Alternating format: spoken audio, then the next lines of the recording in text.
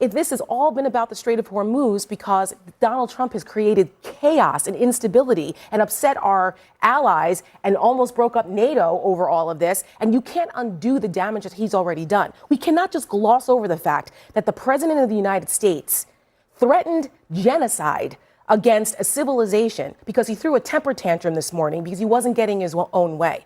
There should be consequences for that kind of flippant language. That's not something we should just gloss over. We'll get to that in the next vlog. In today's video, Tara Setmayer presses and corners Scott Jennings on Newsnight with Abby Phillip. This debate gets heated, but Tara Setmayer's side really stands out when you look at the bigger picture, because this isn't just about Iran's demands, it's about consistency. When messaging keeps shifting, it creates confusion for allies, markets, and even the public, and that matters a lot when you're dealing with something like the Strait of Hormuz, where about 20% of the world's oil supply passes through.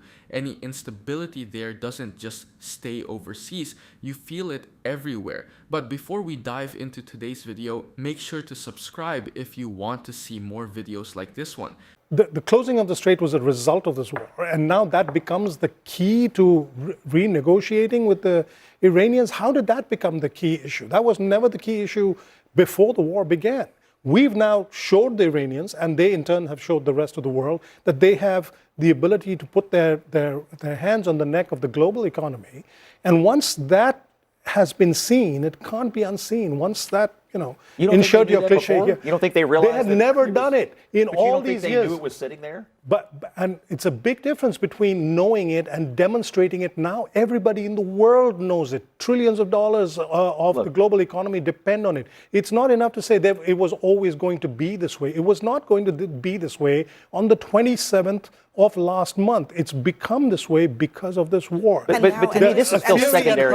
And just to be clear, this 2-week period in which there will be presumptively a stop to the bombing, Iran says that their military is going to control the Strait of Hormuz. So they are still going to use, to your point, the threat of force to allow whoever they want to come through that passage. When was the last time we discussed the Iranians using military force to patrol the Strait of Hormuz?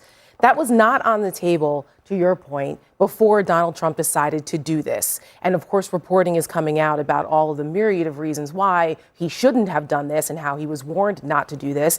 And then there were those this is what happens when you don't have people who are experts, who are adults in the room making these decisions, unfortunately. This is what happens. They didn't anticipate this part. They went, wait a minute. The Strait of Hormuz controls all of this rite of passage for oil, for petrochemicals. Oh my gosh, our farmers are now freaking out because before they were suffering from tariffs and going bankrupt. Now it's planting season and they can't get their fertilizer. And then, oh my gosh, oil is going through the roof per barrel. And the American people were paying $2.50 a gallon. Now they're paying $4.15, sometimes $7, depending on where you live, since Donald Trump did this. We need to ask a question. How is this making America great again? If it was all about the nuclear program, which I agree with you, Scott, on, that was something that was very important. We haven't heard anything about that. If it was all about the ballistic missile program, we haven't heard anything about that in weeks. If this has all been about the Strait of Hormuz because Donald Trump has created chaos and instability and upset our allies and almost broke up NATO over all of this, and you can't undo the damage that he's already done. We cannot just gloss over the fact that the President of the United States threatened genocide against a civilization because he threw a temper tantrum this morning because he wasn't getting his own way. There should be consequences for that kind of flippant language. That's not something we should just gloss over. We'll get to that in the next vlog. Like what Bobby and Tara said, the Strait of Hormuz wasn't even the central issue at the beginning, and now it's arguably the most important one. That alone tells you the dynamics of the conflict changed in a big way. Iran always had the geographic advantage there, but actually demonstrating the ability to disrupt global shipping at scale is a different story. Once that's been shown, it fundamentally changes how markets, governments, and militaries respond moving forward. And the economic impact is real. Roughly 20% of the world's oil supply passes through that narrow corridor, so even partial disruption sends shockwaves globally. That doesn't just mean higher gas prices, it affects shipping costs, airline prices, and even agriculture. Fertilizer production, for example, is heavily tied to energy markets, so when oil and gas prices spike, farmers feel it almost immediately. That's why instability in that region doesn't stay regional, it becomes global fast. There's also a strategic layer here that often gets overlooked. You can damage traditional military assets, sure, but that doesn't eliminate the actual threat. The Islamic Revolutionary Guard Corps operates through asymmetric tactics, fast attack boats, drones, proxy forces, basically methods that don't require a large conventional military to be effective. That means even after major strikes, the ability to disrupt something like the Strait can still exist. And then there's the messaging problem. When the focus of a conflict keeps shifting from nuclear concerns to missiles to now the Strait, it raises a basic question. What's the actual objective here? Historically, US operations have been more effective when goals were clearly defined and consistently communicated, especially with allies involved. Forget what Scott's point was, though, here. And I agree with you. When we're talking about messaging, you cannot possibly argue right now it has changed from day to day to day to day. But let's just one time in our history, in our recent history, let's look at the long game for once. This is a country right now, one of the most evil nation states that has been on the planet. It has been severely degraded with respect to its nuclear capability. It has been severely degraded with respect to its missile capability. Its army has been severely degraded. When they talk about trying to keep the Strait of Hormuz, that we're going to keep it closed with their military, what Navy? There is no Iranian They're Navy. not keeping it closed with their Navy. That's not what they're Let's using. for once look at the long game here. We have made Chris, that region. We've made this But hold on, place Chris. a safer The thing place. that counters Yes. Ask the Gulf, Yes, ask we our have. Gulf But Chris, allies the if thing it's that safer. counters Yes, we your have. point is that the Strait of Hormuz right now, as we speak, is closed. It is. So if you're saying that all the things that we have done, they have no power to close the strait, then why is it closed?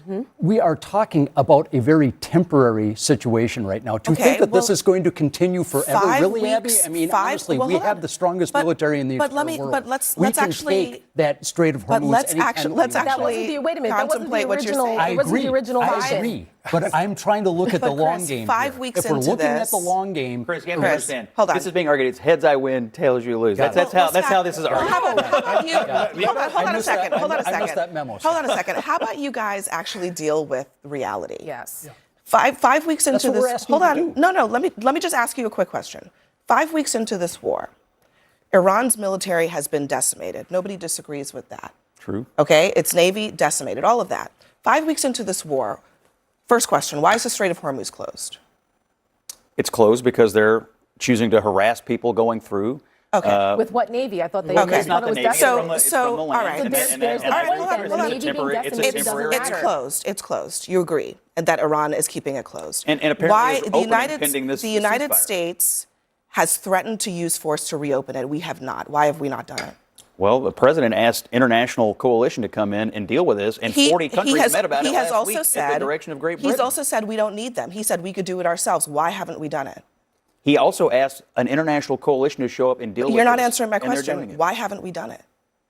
Because he wants other countries to take some responsibility for it. Literally Okay. 48 hours So, ago, he said look, he didn't other care about the countries Straits. to- The to- Straits fix what were broke. broke. Long term, short term, however you look at it, Iran has successfully, from a point of profound weakness, been able to keep the Strait of Hormuz closed. And the reason that we are in this moment where the president is negotiating on their 10-point plan is because it is so important to him that that strait be reopened. And to Bobby's point, they have demonstrated to the world that they have economic leverage over the rest of the world. That's right. And so what does the United States do about that? That's the question that we are Agree, but one facing thing right now. One of the biggest red flags here isn't just the conflict itself, it's the lack of a clearly defined objective. And historically, that's where things tend to go sideways. If you look at past US engagements in the Middle East, a lot of them started with very specific goals, but over time those goals shifted. The result, longer conflicts, higher costs, and a lot more uncertainty about what success even looks like. There's also the issue of what's actually been accomplished versus what's being claimed. Military strikes can absolutely degrade certain capabilities, but they don't always eliminate the underlying threat. Iran, for example, doesn't rely solely on traditional military power. Groups like the Islamic Revolutionary Guard Corps operate through asymmetric tactics, things like drones, proxy groups, and fast attack units. That means even if major infrastructure is hit, they can still project influence in ways that are harder to fully shut down. And then there's the economic side, which often gets overlooked in these debates. The Strait of Hormuz plays a massive role in the global economy, with about 20% of the world's oil supply passing through it. When that region becomes unstable, it doesn't just affect oil companies, it impacts gas prices, food supply chains, and even inflation back home. We've already seen how quickly those ripple effects can hit everyday people.